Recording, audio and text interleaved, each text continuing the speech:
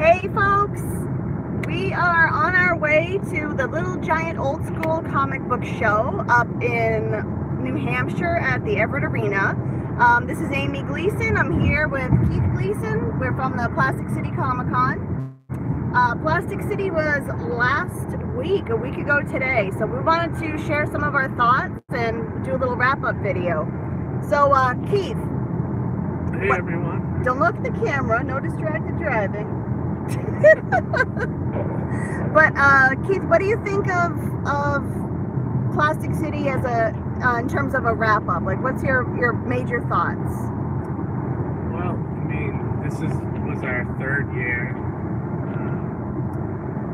and the thing, I think we had it good for too long, for 2 years, and this year we actually, I think, had some challenges with the show and the venue and things like that. Mostly, I would say venue challenges were our biggest issue. Biggest issue, yeah. And I don't know if, you know, like that bubble that everyone's talking about with Comic Cons is coming. Or bursting, you mean? The bubble's bursting? Yeah. It seems like we've seen a few shows this year already where the attendance hasn't been what it's been in the past. Yeah. Including our show. I think, you know, we still had a strong showing, I would say, but yeah, we did have a lot of people. But when we counted the receipts, it seemed like we had a little bit of a dip in attendance, which is, you know, it could be a numerous amount of things going on in the community and the time of year. I don't know, so we seem to do better in July than we have in April. We did have a date change to kind of fill everybody in. We changed from July to April, mainly because we did have the event at an ice rink, and in the summertime there's no air conditioning in the rink, so it got kind of hot last year. Some vendors were complaining that it got too hot, and people walking around got too hot. So, and granted, it was 70 degrees. So yeah, it was only 70 degrees out. So if we had had, oh my God, if it was like a standard New England July and it was 100 degrees in there, everybody would have died if we did it in July. So we switched to April with the hope that it would be a little bit cooler. And boy, were we right. Oh man, we were definitely right. It was absolutely freezing. And now this April has been kind of a weird April for New England. Normally it's kind of cool, but we had snow in April and ice storms in April. Pretty much like up to the week before the convention there was snow and ice, and that's not really typical. Normally New England will warm up a little bit and you'll have some days in like the 60s at least, but we didn't have that. So the rink really didn't get a chance to warm up. Yeah, I don't want to crap on the rink, but no, there was a lot of things that should have been done that weren't done. Right, yeah. But we've been in touch with them, and they're very apologetic, which is nice, and they've even given us a percentage of the money back, which is great. Yeah, and yeah, they have been very nice. They really have want been our cooperative business there, so. Yep. I'm thinking, we haven't decided anything for next year yet at this point. It's only been a week. Right. But I think we will give them another chance despite, you know, despite all the stuff in the building that really isn't great, like the handicap accessibility, you know, the bathrooms aren't the greatest, things like that. Well, here's the thing, like, I'm thinking people are willing to put up with that for a cheap, great Comic-Con, you know? Yeah, I wanted to talk about, like, the building. In 2 miles, use the right lane to take exit 35 and 35B, 35C for US 3, full connector toward Burlington, Nashua NH. Got that? That was our GPS. So one of the things about the venue is that this is the Plastic City Comic Con. We have it in the Fitchburg, Leominster area. They're known as the Twin Cities. There's a lot of fans in the area. There's tons of people who love comics, love sci-fi, love pop culture, and we want to bring the convention to them. So that said, there's not a lot of venues. You know, the Wallace Civic Center isn't perfect. It's an building.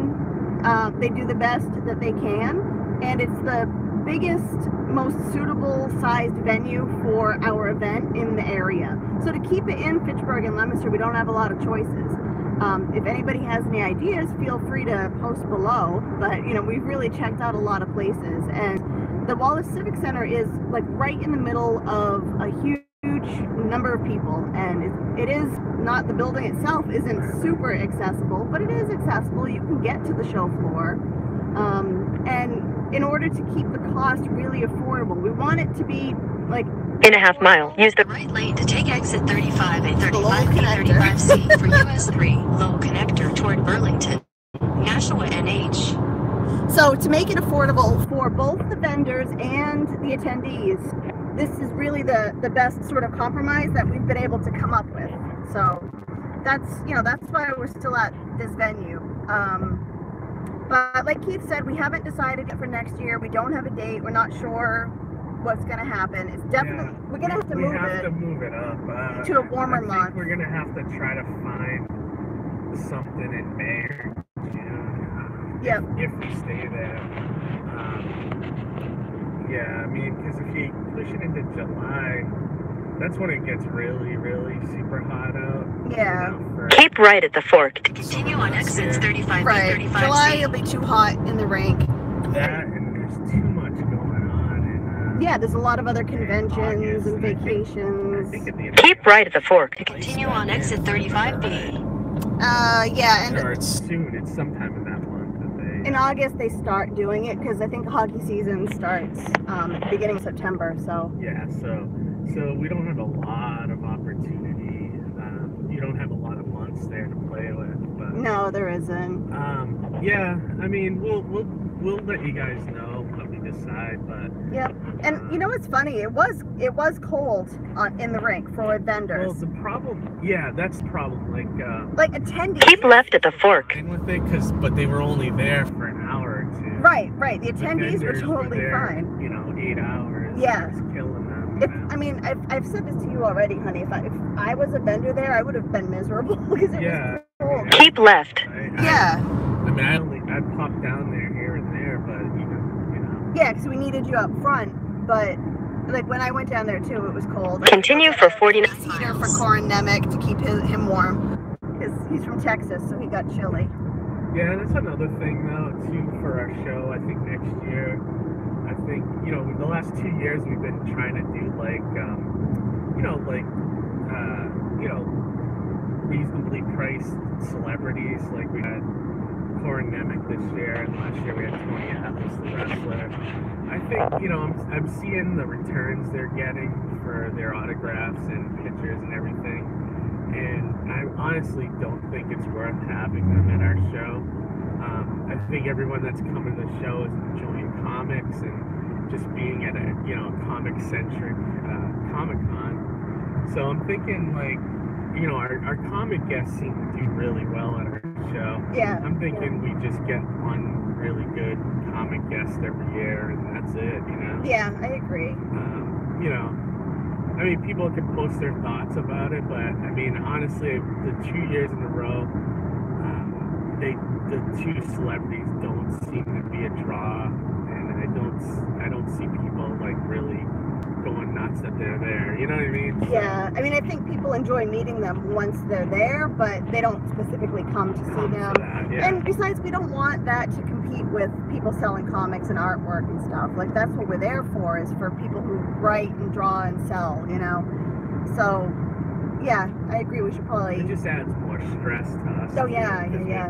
The high maintenance Hollywood types. No, it's not even that. It's just arranging flights and all that fun stuff, which is fine, but when you have to do it for multiple people, because you have the comic guests and the celebrity guests, and then you got to get shuttles, and it's just too much. Yeah, it is. I agree. And, you know, it's like we're charging $5 to get in.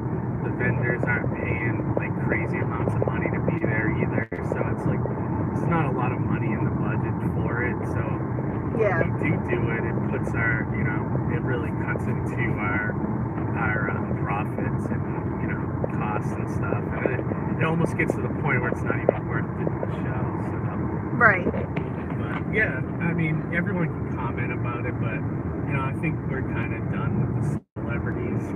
Yeah. Unless people convince me otherwise, but Yeah, no, I'm pretty done with celebrities. Nothing against the celebrities; they're nice people. It's just, you know, like you said, it's too much hassle, and for what we're trying to do. Shows around that you get celebrities at, you know, so yeah. I'm not worried about that. I'd say overall, you know, besides the cold and you know challenges with the building and share, in retrospect, it's only been a week. I mean, but I think overall it was a success.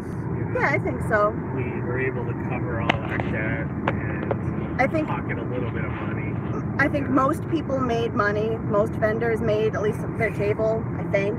Yeah, the ones I've heard from have, yeah. You know, yep. But, you know, sometimes you take that with a grain of salt, too. But, right. Like, and the vendors, not the vendors, sorry, the attendees that I've talked to had a wonderful time. They all liked it.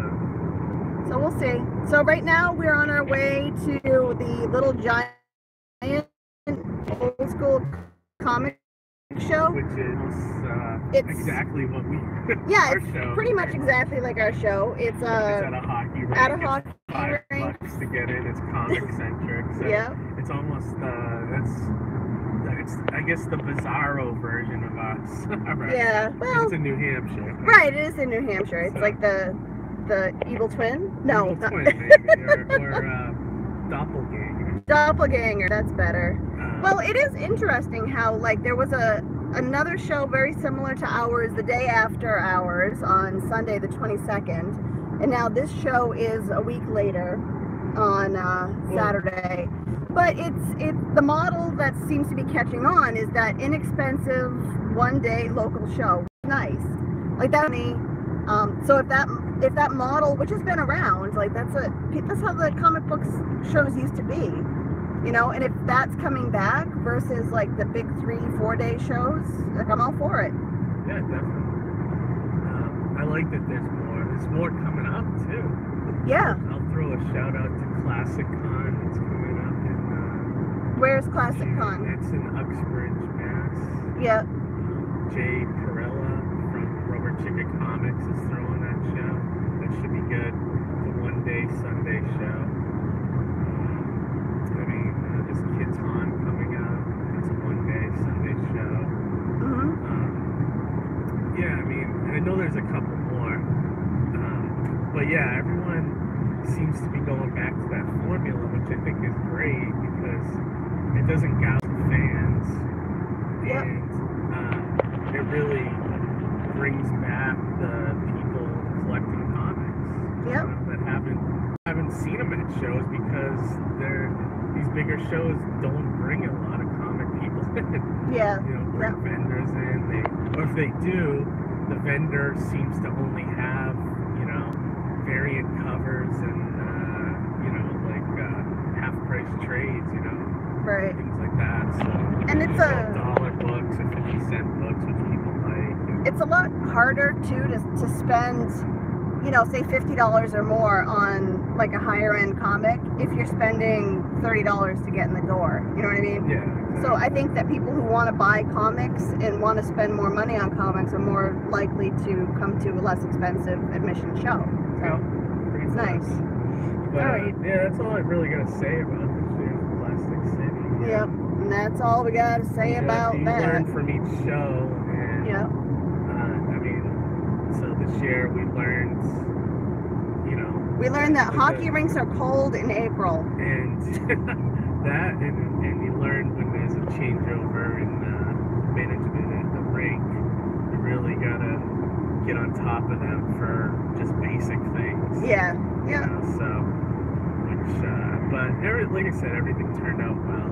Yep. And we some. Bust our ass on Friday to get everything in shape, but yeah, depending on what happened. We worked a lot harder than we were supposed to. I gotta say, I'm exhausted. And big shout out to our volunteers who worked their butts off. They were there, like, it was supposed to be maybe a 3-hour job. It ended up being an 8-hour job. And they really busted their butts. So, thank you guys. Yeah, I guess that's it. We're going on 15 minutes, so let's call it a wrap. Yeah, we'll call it.